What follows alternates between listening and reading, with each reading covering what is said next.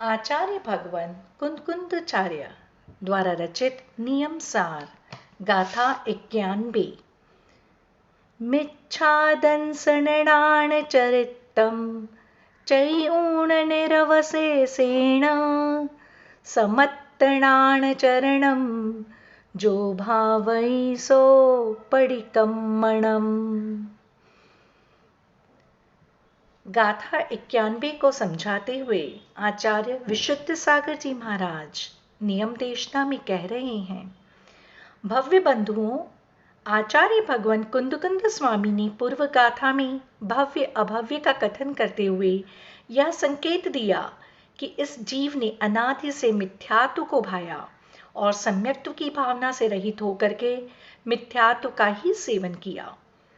गुणभद्र स्वामी ने भावना का लक्षण करते हुए बताया, भावयामि भवावर्ते भावनाः प्राग्भाविताः भावये भाविता नेति भवा भावाय भावनाः। जिसके भाने से भाव का विनाश हो वो ही भावना है। ऐसी भावना को भाना ही मोक्ष मार्ग है। यदि वो भावना नहीं है तो मोक्ष मार्ग में स्थित होकर भी मोक्ष मार्गी नहीं है। पद्म प्रभमलधारी देव कलश में बहुत सुंदर संकेत कर रहे हैं। अथ भव जलराशौ मग्न जीवेन पूर्वं किमपि वचन मात्रं निर्वृत्तेः कारणं यत् तदपि भव भवेषु श्रूयते वाह्यते वा न च बत कष्टम सर्वदा ज्ञानमेकम। कलश 121। इस कलश में बहुत खेद के साथ टीकाकार लिख रहे हैं कि इस भवसागर के जल में डूबे हुए जीव ने पूर्व में भी जो निर्वाण के कारण हैं ऐसे वचनों को सुना बहुत बार और धारण भी किया, परंतु ज्ञान के स्वरूप को नहीं समझा, मात्र बाहरी चारित्र धारण किया, परंतु ज्ञान स्वरूप आत्मा के वास्तविक स्वरूप को नहीं समझा, आत्मज्ञान और अनात्म ज्ञान के भेद को नहीं समझा। करनी तो की, परंतु सारी करनी मिथ्यात्व रूप की है। इसलिए आचार्य महाराज कह रहे हैं कि खेद है। खेद किस बात का? एक ज्ञान स्वरूप को प्राप्त नहीं किया। ज्ञान स्वरूप से तात्पर्य भाव स्वरूप से है। भाव भासना और भावलिंग को अंगीकार नहीं किया।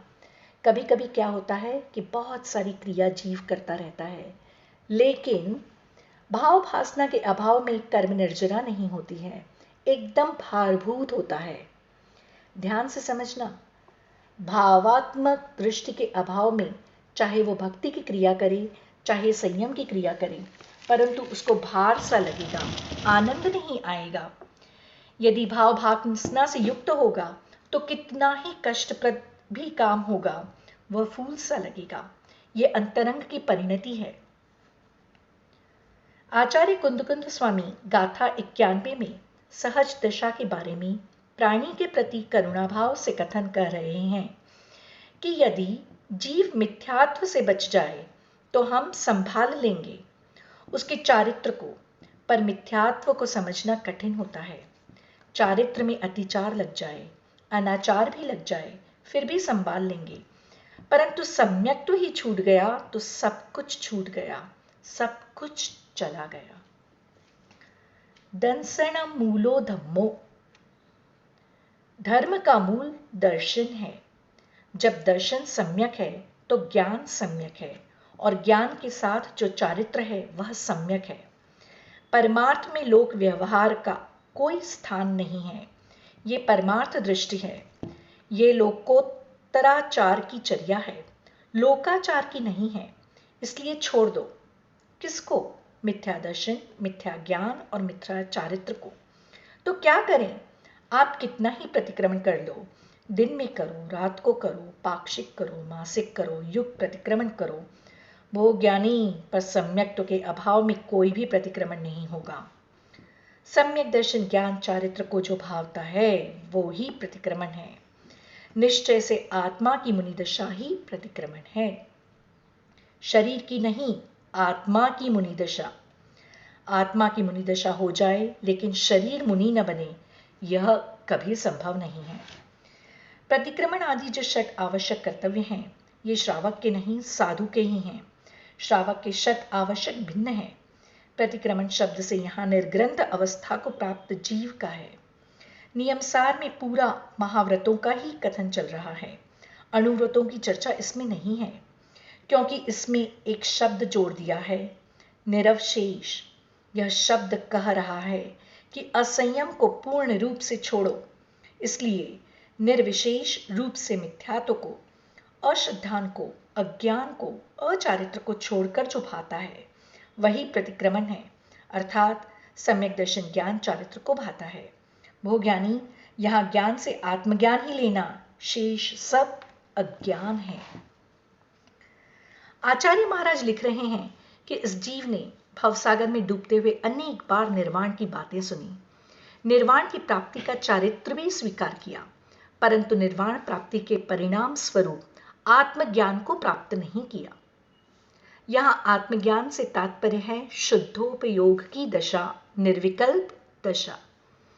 क्षयोपशमिक ज्ञान से निर्विकल्प दशा होगी, परंतु जो क्षयोपशमिक द्रव्यश्रुत है उसकी चर्चा यहां नहीं है, ये भावश्रुत की चर्चा है। क्षयोपशमिक ज्ञान मोक्ष मार्ग में कारण तो है, सहयोगी है, परंतु वो मोक्ष मार्ग को दे ही देता है, ऐसा कोई नियम नहीं है।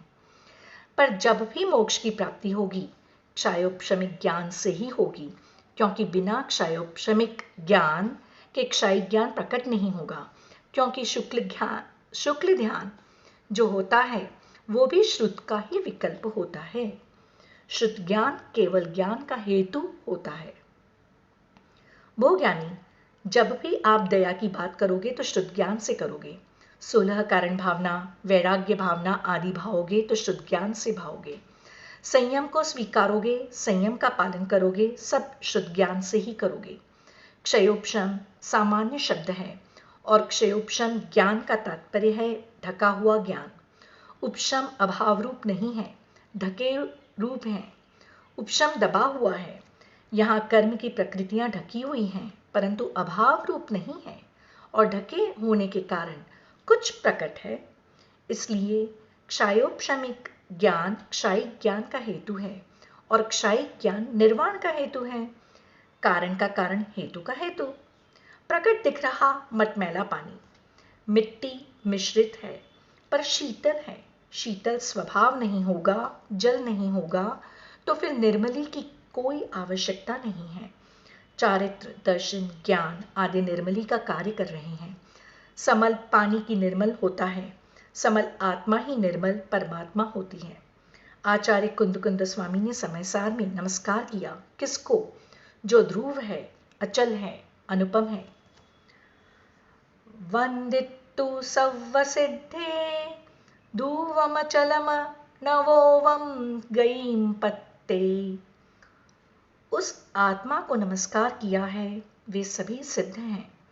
वर्तमान परिप्रेक्ष्य में सव्वसिद्धे बहुत उपयोगी है। कुंद स्वामी ने नमोकार का यहाँ ध्यान रखा, नमो लोए सव्वसिद्धाणम। नहीं तो ये जीव पंचम काल के हैं। बोले, जितने हमारे तीर्थंकर के शासन काल में सिद्ध हुए, महावीर स्वामी के शासन के सब सिद्धों को नमस्कार हो।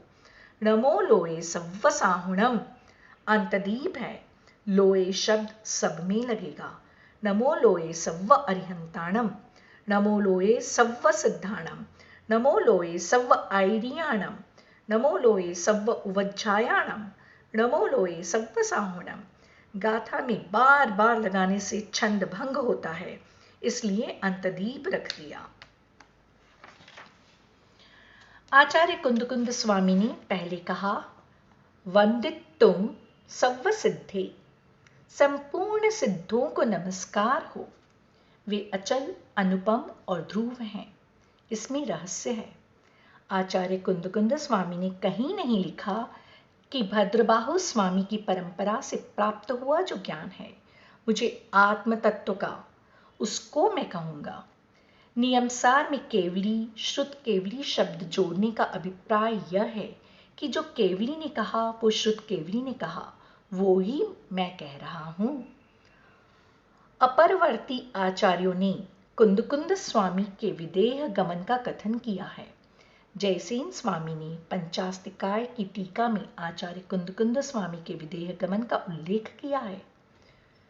श्रुतसागर सूरी ने अष्टपाहुड़ की टीका में उल्लेख किया है, परंतु आचार्य कुंद स्वामी ने अपने ग्रंथों में कहीं ये भी उल्लेख नहीं किया कि हमने विदेह गमन करके वहां भगवान सिमंदर स्वामी की देशना सुनकर ग्रंथों का लेखन किया।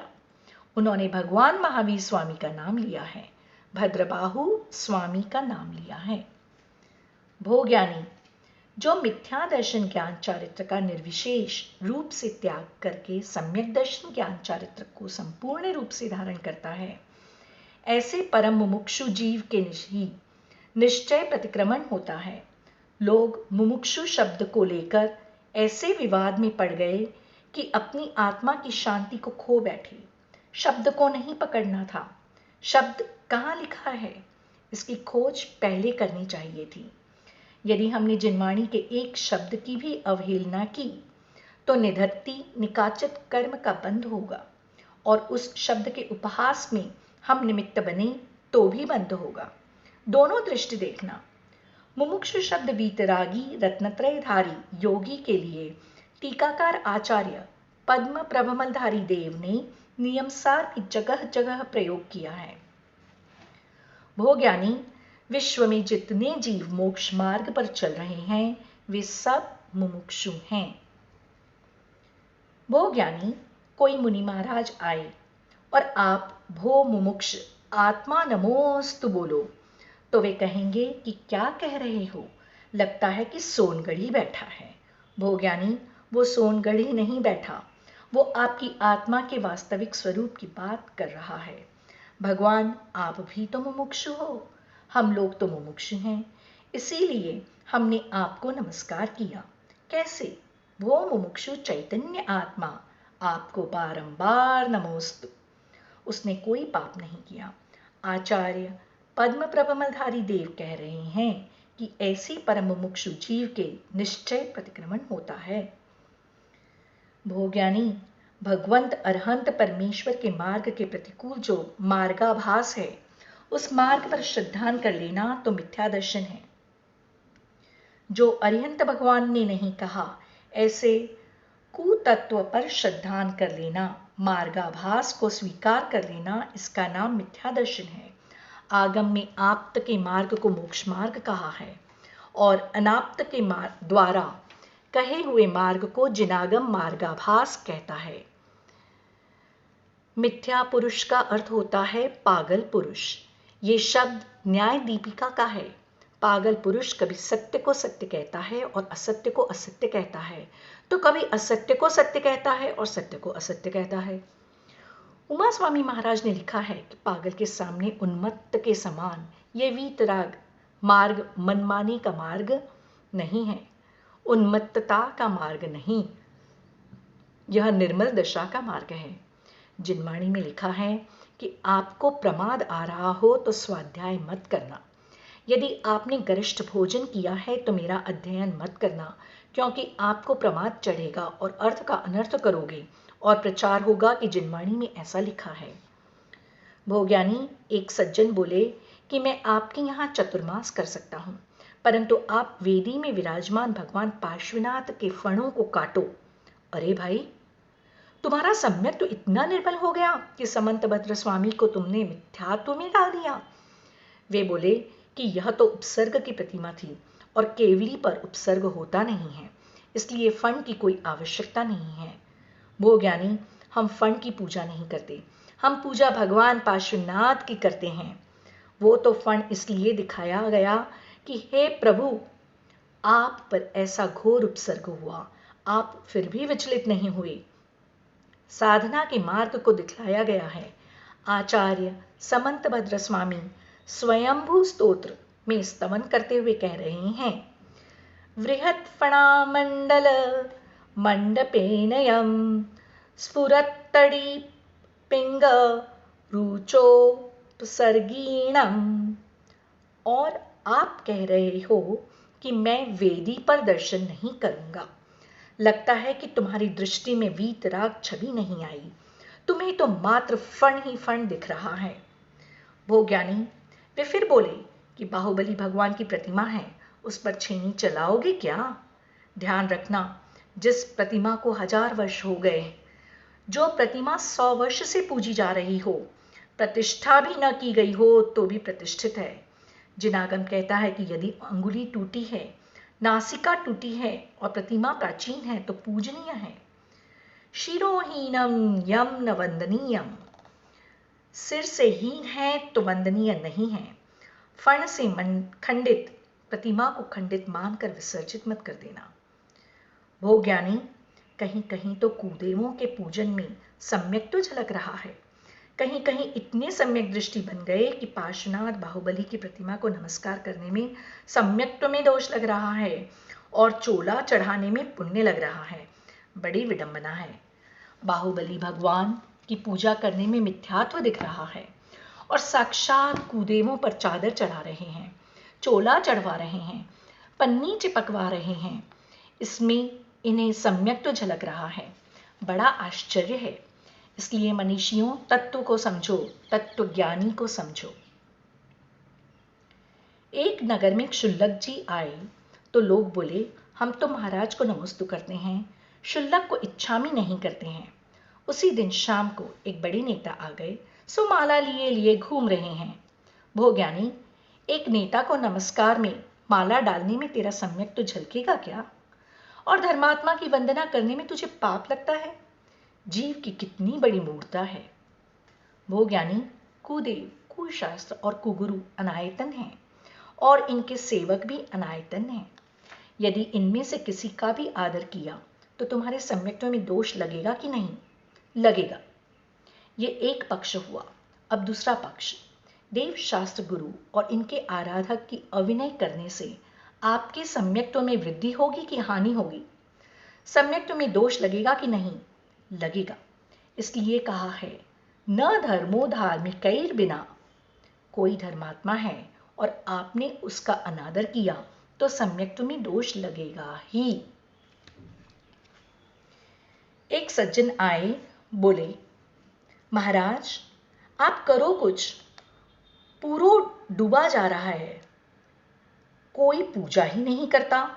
हमने पूछा क्यों? बोले, ये जो विराजे हैं भोज्ञानी, जो पूज्य के चरणों में बैठे हो, वे स्वयं पूजा कर रहे हैं। बताओ, कब उन्होंने तुमसे कहा कि मेरी पूजा करो? कभी नहीं कहा। प्रत्येक तीर्थंकर के यक्ष यक्षिणी हुआ करते हैं।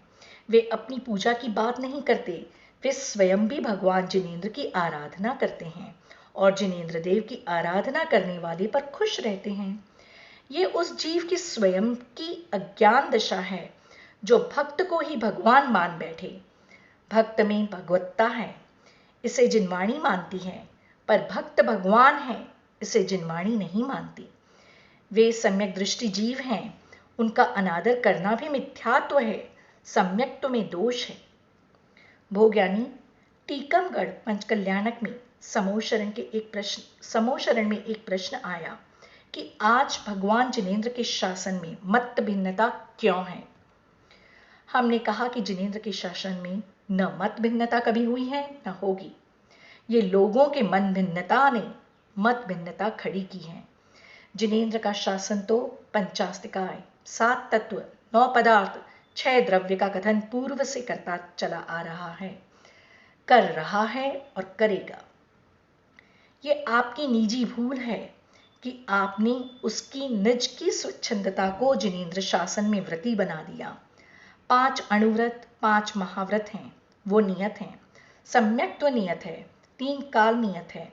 इस नियति को जैन दर्शन बड़े आदर के साथ मानता है। 6 द्रव्य, 7 तत्व, 6 लेश्या आदि सब नियत है और यहाँ तक कि इस गुणस्थान में इतने जीव होंगे ये भी नियत है। व्यक्ति नियत नहीं है। मुनिराज कितने हैं? 3 कम 9 कोटि, यह अधिकतम संख्या है। भोज्ञानी, जैन दर्शन की मीठी गाली है मिथ्या दृष्टि किसी को कह देना। कुदेव कुशास्त्र कुरु गुरु, ये 3 मिलाकर 6 अनायतन होंगे।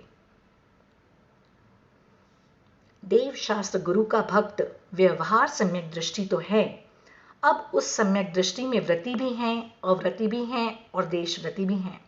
जो जैसा है ठीक है, लेकिन अविनय का पात्र नहीं है। यदि आपके अंदर देव शास्त्र गुरु के प्रति अगाध श्रद्धा है तो समंत भद्र स्वामी उन्हें सम्यक दृष्टि ही कहेंगे। परंतु उमा स्वामी के सूत्र की चर्चा करेंगे तो कहेंगे कि तत्वार्थ श्रद्धानम सम्यक दर्शनम। जब नेमी चंद्र स्वामी से गोम्मट सार जीव कांड कर्मकांड में पूछोगे तो कहेंगे कि 7 प्रकृतियों का क्षयोपशम जिसने किया वो सम्यक दृष्टि। इसलिए आप निर्णय नहीं दे सकते हो कि ये सम्यक दृष्टि है या मिथ्या दृष्टि।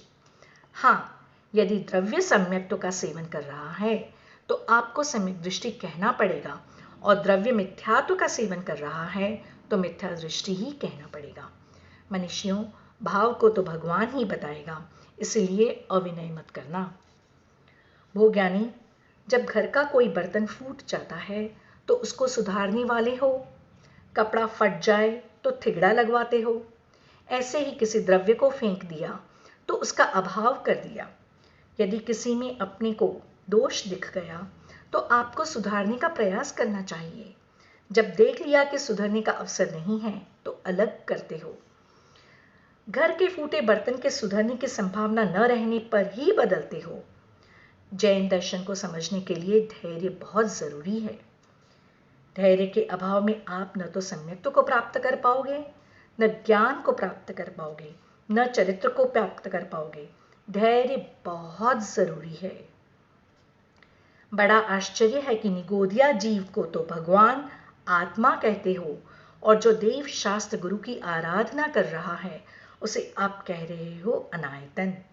जो सम्यक्त्व से सहित है वो आयतन, और सम्यक्त्व से रहित है वह अनायतन। भोज्ञानी, जो तीर्थंकर भगवान के यक्ष यक्षिणी होते हैं वो जन्म से मिथ्या दृष्टि होते हैं, क्योंकि वे भवंतरिक देव हैं और भवनवासी नियम से मिथ्या दृष्टि होते हैं। लेकिन देवों में अंतर मुहूर्त में सम्यक्त्व प्राप्त करने की योग्यता होती है। इसलिए जो देव अरिहंत की उपासना कर रहे हैं वे मिथ्या दृष्टि नहीं हैं, सम्यक दृष्टि हैं। परंतु जो उनको भगवान मान के पूछ रहा है वो अवश्य ही मिथ्या दृष्टि है। जब तक उनकी आयु है वो उसी पर्याय में रहेंगे, लेकिन आगे वे नियम से उत्कृष्ट जाति के मनुष्य बनेंगे। ऐसा नहीं है कि सम्यक तो हो गया तो पर्याय बदल जाए, उनको वो पर्याय तो पूरी करनी ही पड़ेगी।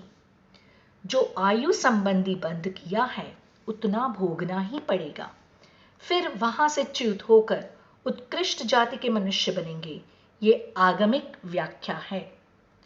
भोज्ञानी, जिनवाणी में कहा गया है कि देवाश चतुर्निकायाः, 4 निकाय के देव होते हैं। यदि कोई बोलता है कि हम देवमेव को नहीं जानते तो आप आगम से बाह्य हो।